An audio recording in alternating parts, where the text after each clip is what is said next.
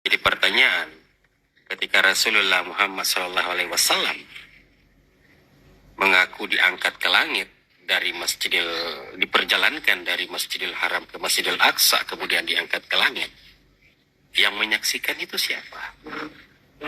Dalam sebuah forum diskusi saya pernah mempertanyakan itu, dan saya bukannya mendapat jawaban, saya malah dicap murtad karena mempertanyakan. Pertanyaan beda kelas itu bisa membahayakan orang-orang awam yang berada di lokasi itu.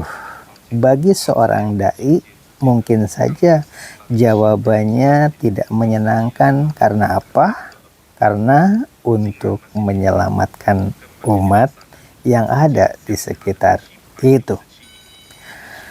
Pertanyaan tadi sama beratnya dengan pertanyaan kepada para alim ulama mengenai Siti Aisyah yang ditikahi oleh Rasulullah pada usia 13 tahun. Penanya biasanya menyudutkan mengapa Nabi Muhammad menikahi wanita di bawah umur. Bukankah hukuman bagi orang-orang yang menikahi wanita di bawah umur itu cukup berat? Dahulu pertanyaan yang sulit dijawab itu dari Saifuddin Ibrahim. Kini orang sudah paham modusnya. Pertanyaan itu bukan sulit dijawab, tapi menolak kebenaran dan tidak mencari jawaban. Pertanyaan sesulit apapun akan menjadi mudah terjawab jika semua orang mencari kebenaran dan dalam diskusinya saling menghormati. Kedua pertanyaan tadi akan kita jawab di sini berdasarkan Google Earth dan berdasarkan hadis Nabi yang dituliskan setelah Rasulullah wafat. Banyak sekali hadis Nabi yang ditulis berdasarkan ucapan-ucapan Siti Aisyah, karena Siti Aisyah lah yang menyaksikan Rasulullah Shallallahu Alaihi Wasallam tidur, makan, salat, dan masih banyak lagi. Dan usia Siti Aisyah masih panjang karena pada saat dinikahi, pada saat itu usianya masih belia. Begitu juga dengan Google Earth yang dahulu belum ada, dan sekarang semua isi Al-Quran bisa terjawab diantaranya dengan ilmu pengetahuan seperti halnya Google Earth. Mari kita mulai. Bukankah hukuman bagi orang-orang yang menikahi wanita di bawah umur itu cukup berat? Dan masih banyak lagi pertanyaan-pertanyaan yang diberikan oleh lawan, terutama dari non-muslim. Cara berdakwah seperti itu yaitu melalui pertanyaan-pertanyaan, jangan dianggap remeh. Banyak orang tersesat karena pertanyaan-pertanyaan itu disampaikan bukan tidak tahu jawabannya, tetapi yang bertanya tahu kelemahan-kelemahan orang yang ditanya, sehingga warga di sekitarnya yang menganggap orang yang berbicara di depan itu sebagai orang hebat, orang yang mengagumkan, yang bisa memberikan kepuasan lewat jawaban-jawabannya. Begitu pertanyaan-pertanyaan berat seperti itu tidak bisa dijawab, maka banyaklah orang di sekitarnya menjadi oleng bahkan murtad. Jadi wajar jika yang bertanya ilmunya terlalu tinggi, sementara orang yang presentasi ilmunya tidak mumpuni dalam bidang-bidang tertentu, bisa mengakibatkan oleng iman orang-orang awam.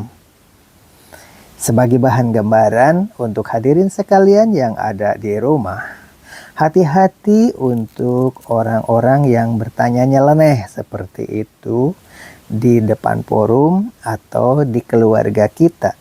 Sebab cara-cara berdakwah dewasa ini ada yang melalui cara-cara melalui pertanyaan seperti itu. Untuk masalah ini, ikutilah konten berikut ini sampai tuntas supaya tidak salah paham. Selamat menyaksikan. Untuk pertanyaan ini, berikut adalah jawaban seorang muslim asal Tiongkok. Apa yang dia jelaskan?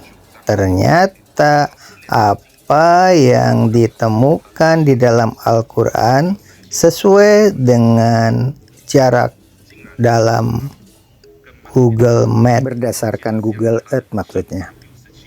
Padahal dulu kan belum ada Google, belum ada internet. Menjawab pertanyaan tadi, mengapa Rasulullah saat Isra dan Mi'raj itu tidak disaksikan seperti halnya Nabi Musa atau nabi-nabi lain ketika membelah lautan, ketika menghidupkan kembali orang yang sudah jadi mayat, dan masih banyak lagi.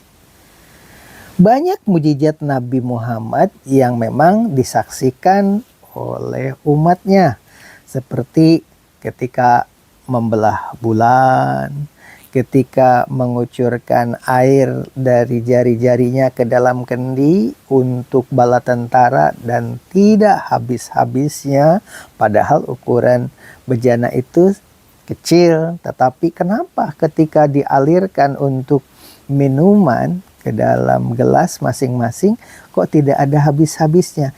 Itu kan disaksikan oleh umat yang ada pada saat itu. Ini sebagai bahan gambaran. Ketika banyak sekali mujizat-mujizat yang diberikan kepada Nabi Muhammad dan terjawab semuanya karena disaksikan oleh orang banyak, ada satu mujizat yang boleh dikatakan ini ujian terberat bagi umatnya. Kalau saja semua mujizat yang diberikan kepada Nabi Muhammad itu selalu tidak ada saksinya, mungkin diragukan. Tetapi kalau dari sekian banyak mujizat, banyak saksinya, ada satu mujizat yang saksinya itu memerlukan logika yang sangat jauh. Misalkan, yang menuntut pemikiran yang paling tinggi itu,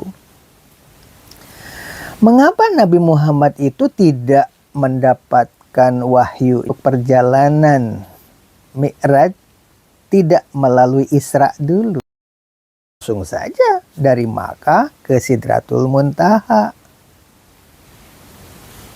Tetapi ini melalui Isra dulu, perjalanan darat dari Masjidil Haram ke Masjidil Aqsa. Ini memerlukan pemikiran kelas tinggi tentunya. Karena apa?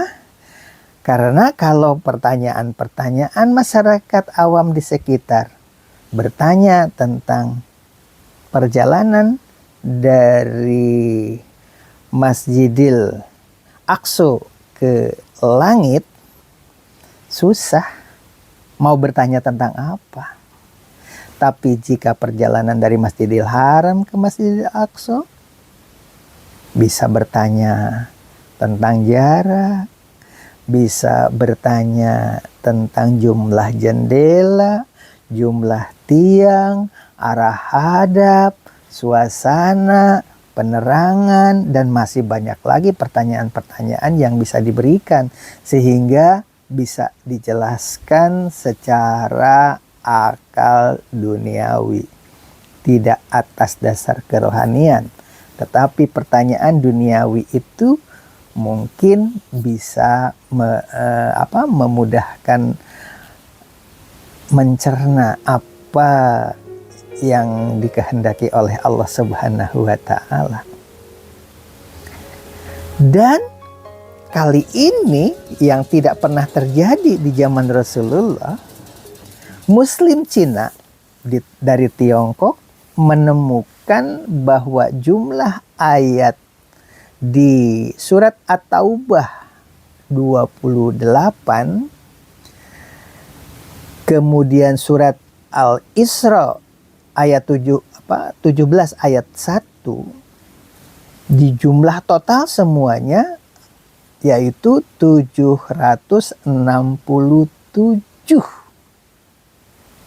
Hal ini dengan temuan Google Map, Google Earth, silahkan ukur dengan cara digital seperti yang akan kita terangkan berikut ini. Ternyata jarak dari Masjidil Haram dari titik Ka'bah sampai ke titik Masjidil Aqsa itu jumlahnya 767 mil. Ini pemikiran sekarang, logika sekarang yang tidak bisa dijelaskan pada zaman Rasulullah. Begitu juga dengan Siti Aisyah. Mengapa ditikah usia 13 tahun? Bukankah itu pelanggaran hak, pelanggaran aturan bahwa menikahi wanita di bawah umur itu hukumannya berat? Zaman dahulu, sebelum Rasulullah Shallallahu Alaihi Wasallam, coba pelajari di Injil, bukan hanya Rasulullah saja yang menikahi usia 13 tahun itu. Banyak sekali di Injil, silahkan dibuka. Nah, aturan-aturan setiap negara berbeda-beda, setiap abad berbeda-beda. Ukuran kedewasaan zaman dahulu menganggap bahwa usia 13 itu merupakan kematangan. Kenapa zaman sekarang tidak boleh harus menikahnya itu untuk laki-laki di atas 20 misalkan sebagai bahan gambaran?